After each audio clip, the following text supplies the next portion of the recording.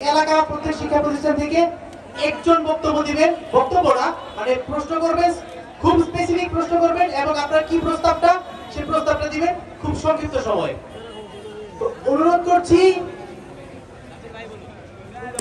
করছি প্রশ্ন করার জন্য এবং প্রস্তাবনা পেশ করার জন্য আমাদের হ্যান্ড মাইক টিম সামনে চলে আসে, অডিয়েন্সের মাঝখানে চলে আসে।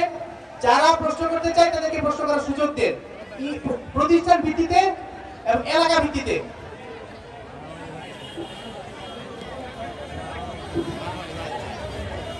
মাঠে এক পাশে বিশৃঙ্খলা হচ্ছে, আমাদের নিরাপত্তা বাহিনী আছে, কেউ দৌড়াবেন না প্লিজ। ওইখানে আমাদের নিরাপত্তা বাহিনীর লোকজন আছে, কেউ কোথাও যাবেন না। আমাদের ভাইয়ের আছেন, আপনারা মাঠে যাবেন প্লিজ, সহযোগিতা করুন। মাঠে যাবেন, কেউ মাঠ থেকে যাবেন না, প্রোগ্রাম বিশৃঙ্খল করবেন না। কেউ আপনারা মাঠ থেকে যাবেন না।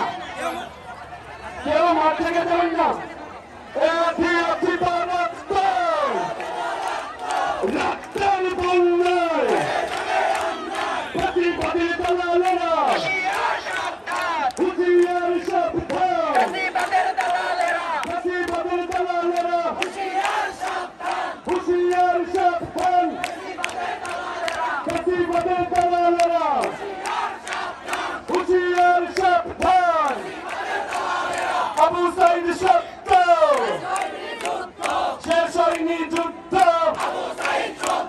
দিয়েছি তো রক্ত, রক্তের বন্যায় ভেসে যাবে অন্যায়। আমরা প্রোগ্রাম সুশৃঙ্খল ভাবেই করব। যারা বিশৃঙ্খলা সৃষ্টি করবে, প্রশাসনের ভাইয়ের আছেন, তারা ব্যবস্থা নেবেন। আপনারা কেউ ভিড় করবেন না, সবাই মাঠে আসুন। দয়া করে সবাইকে অনুরোধ জানাচ্ছি, সবাই মাঠে এসে প্রোগ্রাম সফল করুন। এখন আপনাদের মাঝে বক্তব্য দিবেন আপনাদের জামালপুরের। এখন আমরা কিছু প্রশ্ন নিব, আমাদের ওইখানে মাইক আছে, আপনারা আপনাদের প্রশ্নগুলো করুন, হাত উঠিয়ে প্রশ্নগুলো করুন।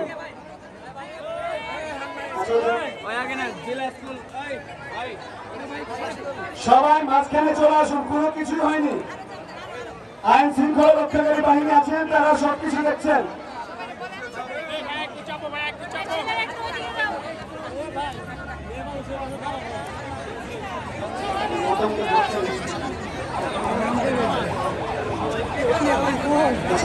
এখন আপনাদের মাঝে কথা বলবেন আপনাদের জামালপুরের সন্তান,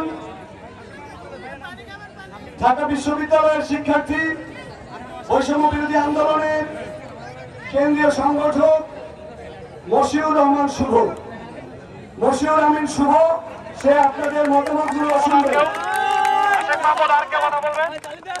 মশিউর আমিন শুভ ভাইকে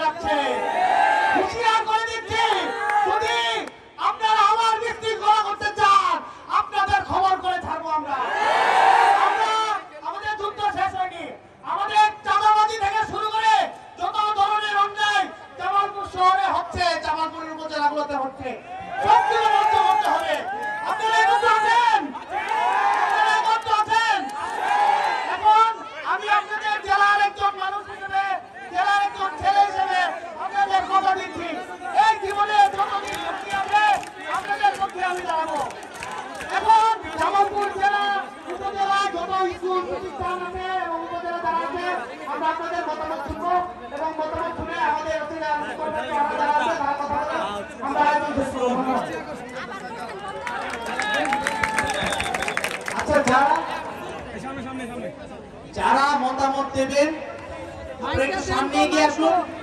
আর আমাদের হ্যান্ড মাইক টিমকে বলছি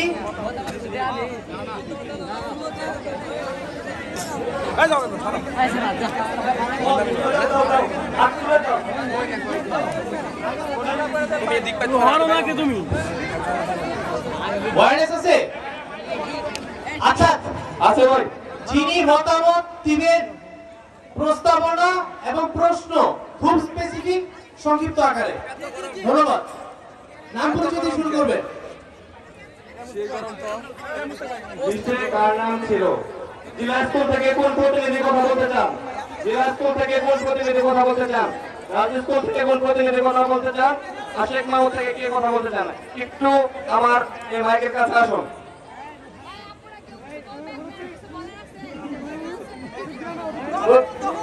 আমরা আন্দোলনে আমাদের নারী শিক্ষার্থীদের ভূমিকা দেখেছি।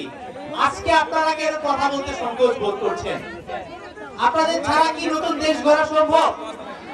আপনারা এগিয়ে আসেন, কে কথা বলবেন ডিসাইড করেন, এসে কথা বলেন প্লিজ।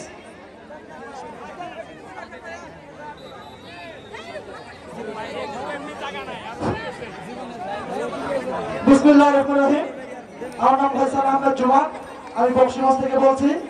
আমার প্রশ্ন হলো, আমাদের বর্তমান যে নব্য দখলদার আছে তাদের বিরুদ্ধে আমাদের বৈষম্য ছাত্র আন্দোলনের কি ধরনের অ্যাকশন হবে কিংবা কি ধরনের পদক্ষেপ হবে আমি সে বিষয়ে জানতে চাই।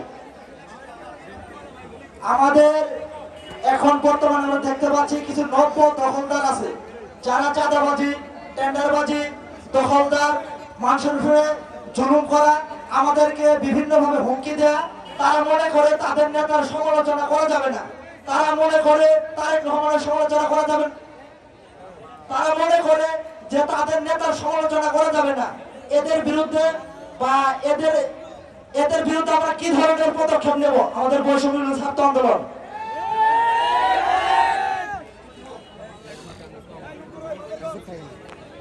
আচ্ছা, আপনারা কি জানেন এই আন্দোলনে কি আমরা একা আন্দোলন করেছি?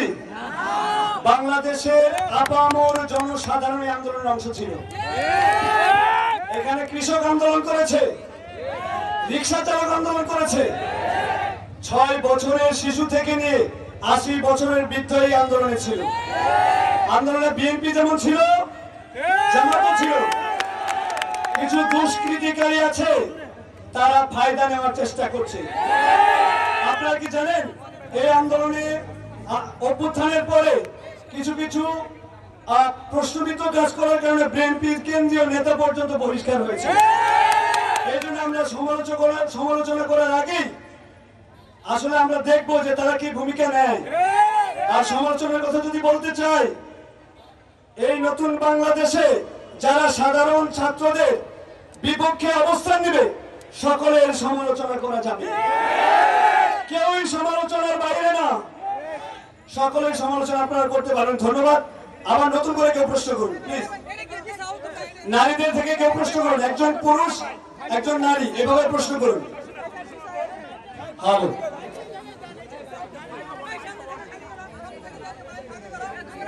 দ্রুত প্রশ্ন করুন, আমাদের প্রোগ্রাম চালাতে হবে। দ্রুত প্রশ্ন করুন।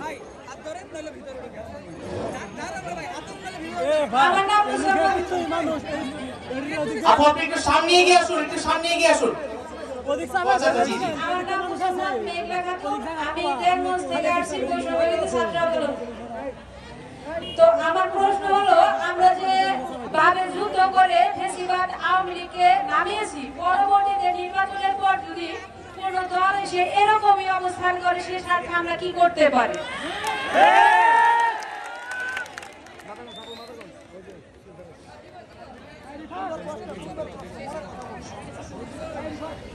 আমি যে কথাটি স্পষ্ট করে বলবো, এই অভ্যুত্থান ঘটেছে কি সবার রক্তের বিনিময়ে না?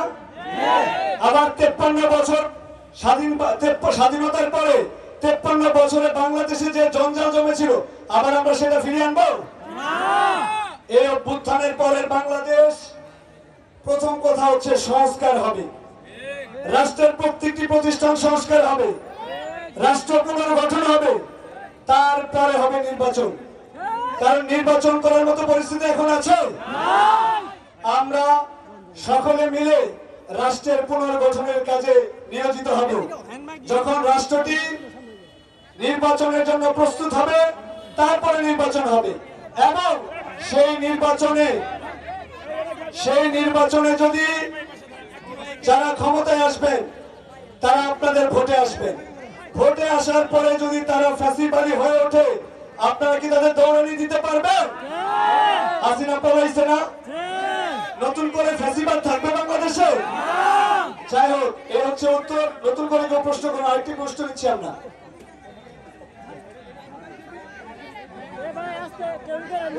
একটা ছেলে, আমাদের একজন ছেলে, ভাই আপনি প্রশ্ন করুন।